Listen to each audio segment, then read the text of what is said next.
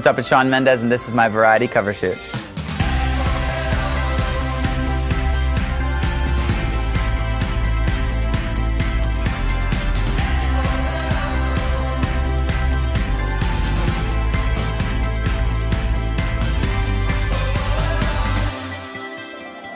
I used to watch a lot of Netflix and stuff. I watched like all 13 seasons of Grey's Anatomy in a really short amount of time.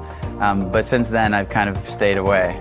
This album, I got to work with Ryan Tedder and John Mayer, and those are two main influences that I've had growing up in music. Both of them being two of the most incredible songwriters to ever live, in my opinion.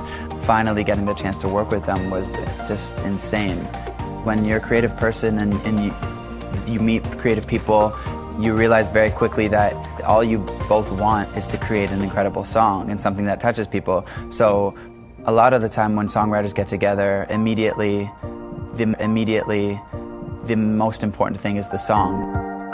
We're trying to do something really never done before with the production, so hopefully it's really stunning, and it should be all cohesive with the artwork of the album, so I think it'll be beautiful. Energy worldwide is here, but in Canada, the energy is just sitting right here because it's home, and there's just that extra energy of family and people and friends and people who knew about you before it went worldwide, and which is a really cool feeling. Sometimes I feel like giving up, but I just can't. It isn't in my blood. To be honest with you, it's scary to voice your opinion nowadays, and I guess I want to just use my voice to talk about things that I truly do believe in and stand behind. For me, writing a song about, experiencing anxiety and going through that was really important for me to release, because I think 14-year-old me would have really appreciated that. It was the first song I wrote for the album, and when I came into the studio, I just wanted to make a jump by being genuinely honest and truthful. Make a jump by being genuinely honest and truthful and talking about things that are hard to talk about, because I think that's what creates good music, and that's kind of what breaks that barrier from artists to people. You can't take my youth away, the soul of mine will never break. When you're standing on stage and you're performing and you're singing about something that's much more than you, it's a bigger thing.